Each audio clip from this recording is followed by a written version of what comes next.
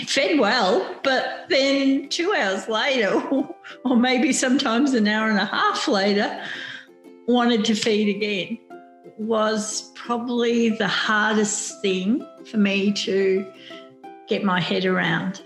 But luckily for me, his weights were good. And so I was seeing that I was providing what he needed and he was putting on weight, even if I was having to have provided a lot. Welcome to Breastfeeding with ABA, a podcast brought to you by volunteers from the Australian Breastfeeding Association. Breastfeeding with ABA is a podcast about breastfeeding made by parents for parents. We're recording this podcast in different parts of Australia. We acknowledge the traditional custodians of the lands on which we are recording and you are listening. We pay our respects to the elders past, present and emerging, and to any Indigenous people listening. We also acknowledge the long history of oral storytelling on this country and of women supporting each other to learn to feed their babies. In each episode, you will hear from different ABA volunteers around Australia. My name is Laura, and I'm a volunteer breastfeeding counsellor and mum to 3 kids. I am speaking from Victoria, Wadawurrung country. Many mums start their breastfeeding journey when their first baby arrives. Although breastfeeding is natural, it's still a learnt skill. Lots of first-time mums learn to breastfeed and overcome any hurdles when they've only got their baby to look after. But for others, they might be learning to breastfeed while also looking after older kids. That was the case for Pam, who learned to breastfeed for the first time with her 3rd child. Here's Pam to share her story. All right, Pam, so tell me about the first time that you found out you were pregnant. It would have been in the winter, a very cold winter, and I had 2 boys already. We had been told that we couldn't have children, and we had adopted 2 sons, and so they were nearly 4 and almost 2. I had still decided to continue on fertility program with the Royal Women's Hospital, and even though I'd been on it for 5 years with no positive results, I did decide that I'd give it another year and see what happened. So it was a very big surprise when, after taking the medication I had to take, didn't get my period. And so I rang up the specialist who said, look, wait a week and go do a pregnancy test, not expecting at all for anything out of that. And lo and behold, it was a positive. Wow. So you had 2 toddlers at home already, which I could imagine would have been busy times. It was very busy, yes. Very busy times. But there was something within you that just wasn't quite ready to give up on that dream of being pregnant. Yeah, and I'm not sure what. I think I'd given myself an age limit, sort of said, well, if I'm not pregnant by this age, then that's it. I don't know. There was probably just some feeling that I still wanted to get pregnant and have a baby if that was going to happen. And if it didn't happen, that was okay. Yeah. That was okay too. I went into a different frame of mind there than I had in those first 5 years trying to get pregnant, which every time you did get your period was the loss of a baby that you didn't have. And I don't think many people sort of realise the pressure and the emotional pressure that goes on every month with women who are having difficulties conceiving. Yeah, absolutely. And although you've got these 2 beautiful boys that you're caring for and that they're your sons, there was still a feeling of loss. Yeah. There was still a feeling of loss. I think that feeling of loss disappeared a little bit after we adopted our first son, and it probably reduced even more after our second son. We had our family, but there was still that desire. And I always said that I wanted 3 children. So there was always that little bit of desire still there to have that subsequent baby. And that family that you thought. That in my mind, when I was young, I was always going to have three girls, actually.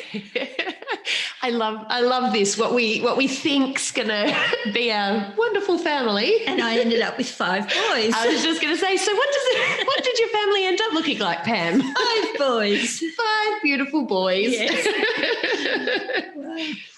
Yeah, so amazing. And so you adopted your first 2, and then the next 3 boys were all naturally conceived.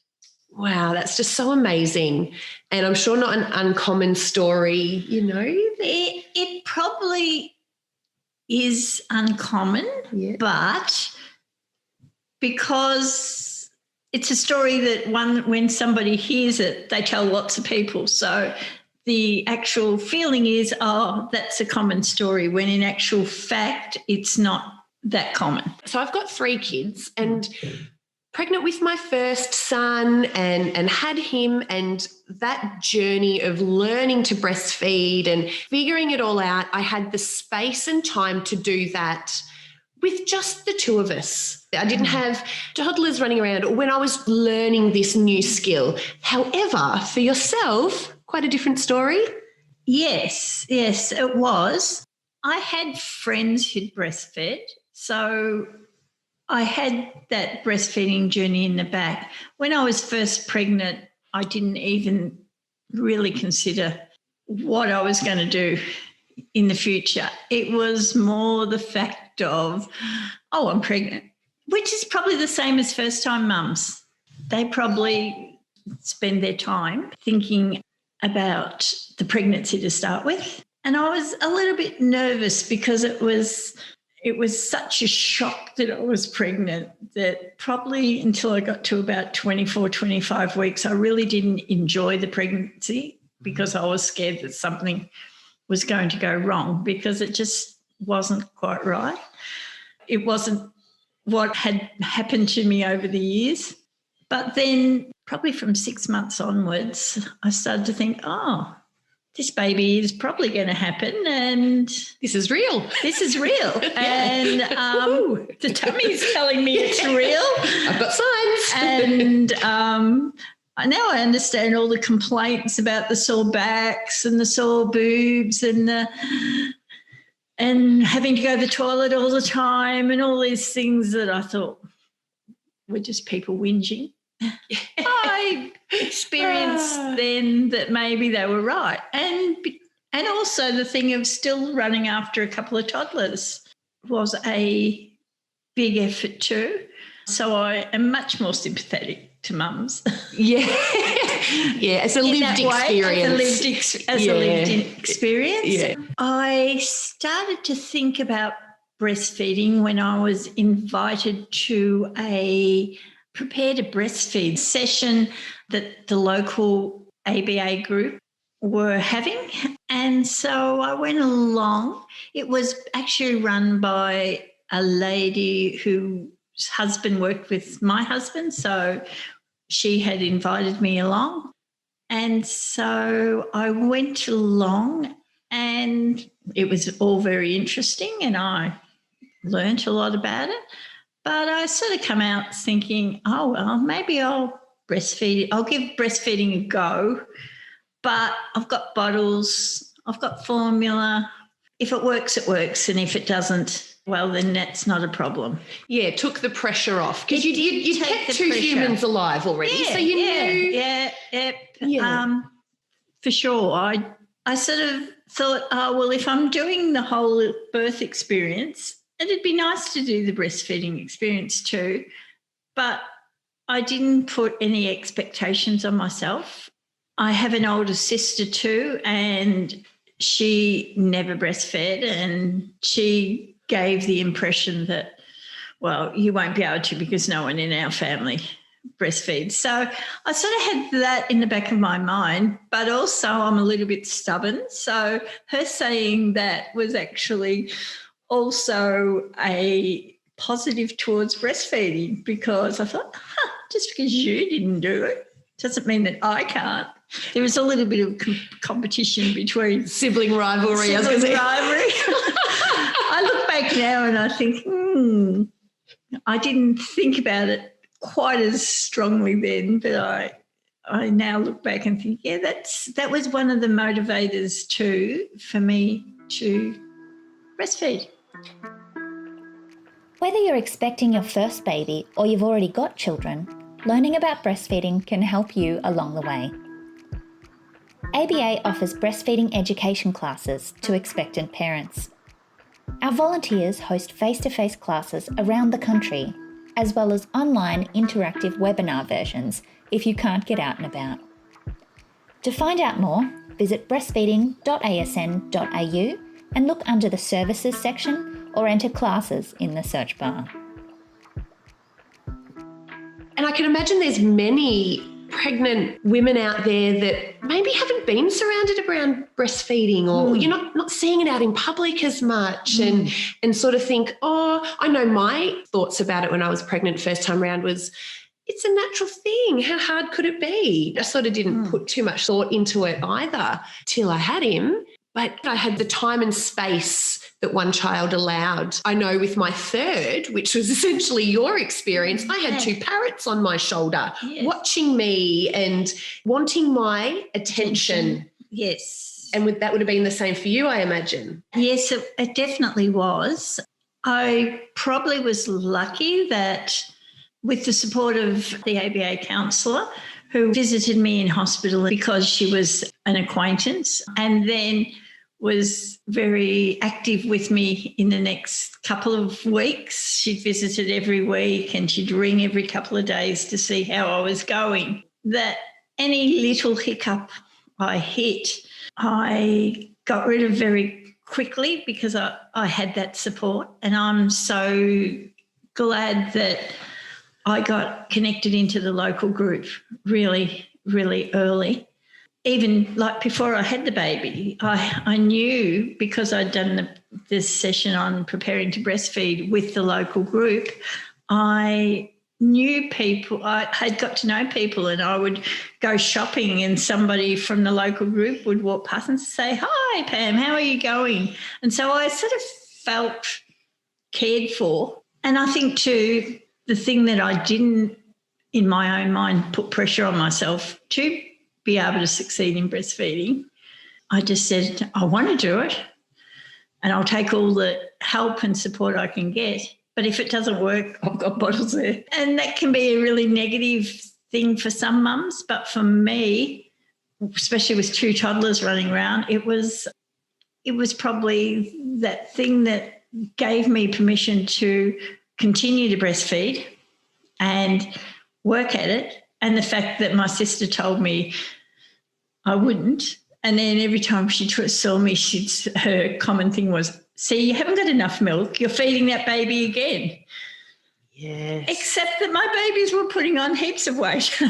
So I knew she was wrong. So that's so interesting. It's taking away the pressure to succeed, coupled with just support, non-judgmental, we're here. You had that early contact with someone that you connected with, and they had that regular sort of check-in with you, and as anything popped up, as it does with anything we learn, you were able to sort of address that, within a good sort of time frame, and you feel that was really what helped you set up for a long term? Yes. Yeah. Well, it was 2 years, or just on 2 years with my first, and then 2 and a bit with my second next one, and then 3 and a bit with my final son. So, one of the things I really grappled with was 4-hourly feeds, formula feeds on the bottle, to, if the baby's awake and looking for a feed, just put him on the breast. Yes. And that was a really, I think I had many conversations with my counsellor, friend Glennis, about why am I feeding so often? Why am I feeding through the night? And I probably have a bit of a different situation than say, other mums who are formula fed and then breastfeed is because we didn't get our first son until he was 6 weeks old. So he was already regulated on a 4-hourly feed and 6 hours during the night. And then when we got our second son, he had some special health problems. So he was nearly 5 months old and he wasn't a great feeder, but I just picked up the routine that got handed to me. So having this tiny baby who wanted to feed all the time, fed well, but then 2 hours later, or maybe sometimes an hour and a half later, wanted to feed again, was probably the hardest thing for me to get my head around. But luckily for me, his weights were good. And so I was seeing that I was providing what he needed and he was putting on weight, even if I was having to provide it a lot.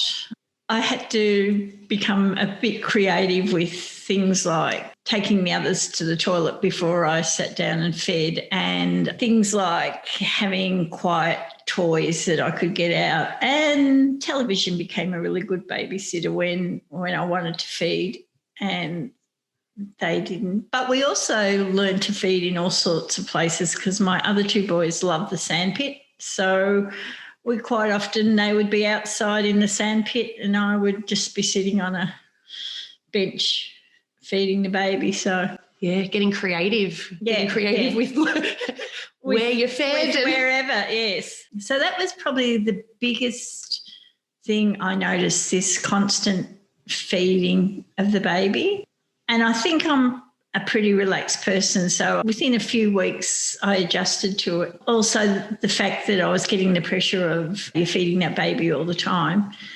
And on one hand, I've got Glenys, my counsellor, saying that's great, that's building up your supply, that's doing all those kind of things. On the other side, I've got a sister who's saying just put the baby on the bottle. You know, you're feeding too often, it's taking up too much of your time. And the fact that I had formula there if I needed it and I had bottles there, it was having to weigh up all the time. I got an amazing maternal child health nurse and she was really fantastic and she was really supportive too. So I think the positives, the support positives that I was getting was outweighing the negative, and the fact that my sister was actually an hour and a half away from me was a positive thing too.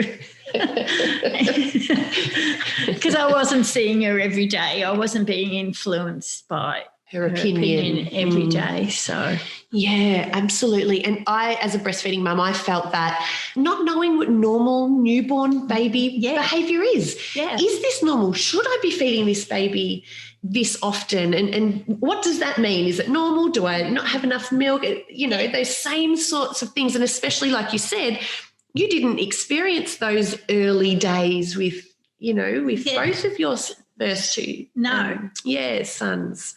So just as much of a learning journey, but it really sounds like getting that accurate information and just support from people that knew that that was normal baby behaviour. Yes, yeah. Helped reassure yourself. That's right, yeah. Yeah, I could see that he was growing and I could see that his clothes were getting a little bit tight on him, and I could see from his nappies that we were having lots of wet nappies and poos. And so every day that I could see that gave me that little bit more confidence in myself that I was doing it. My body was doing it.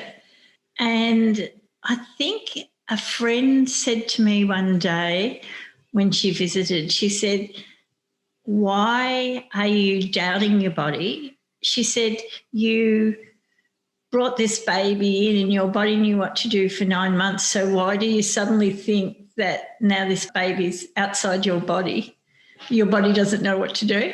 Absolutely. And it was sort of a light bulb moment to me, and it probably cemented that thing that, yes, breastfeeding is going to work. And even if we get little challenges along the way, we can overcome them. And we did have little challenges over the way. I don't think any breastfeeding relationship is straightforward. Yeah, smooth sailing 100% of the time. Yeah.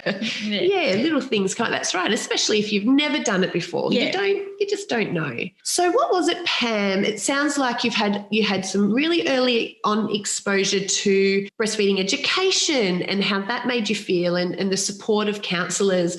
Was it those things that made you decide to look into volunteering with the Australian Breastfeeding Association? Probably because I continued on with going to meetings, because I'd found that little network of breastfeeding mums, because this was my third child in theory, and all my friends had only had one or two, and so their children were 4 and 6 and 8 and 10 because it took us so long to even have our first one. It was nice to find this group of mums that shared a common bond. I made some really strong friendships that have lasted forever. And as I watched their volunteers, the counsellors, I sort of felt this feeling that, hey, I could do this. So when my son was probably 12 months old, I talked to the counsellor about doing the training, which I finished just as my fourth son arrived. In fact, I was writing my last assessment in hospital because I actually had time. I was only looking after one baby. What a luxury. Not another 3. Oh, I love that. And women, we're amazing. We are amazing. If we want to do something, we can. Yes. What a good story. I had some lovely discussions with the midwives in the hospital about what I was doing, and quite interesting conversations. So, yeah, it was good. Thanks so much to Pam for sharing her story with us today. Hopefully her experience will be helpful to anyone who is starting a new breastfeeding journey. Visit breastfeeding.asn.au to learn more about breastfeeding, find your local group, or join ABA as a member. You can also access our live chat service to ask questions about breastfeeding. Check the website for current operating times. To speak with a breastfeeding counsellor, call the National Breastfeeding Helpline on 1800 686 268. For online peer support from other mums, join Breastfeeding with ABA Facebook group. Please rate, review and subscribe to Breastfeeding with ABA. Your support helps us to be there for mothers and families.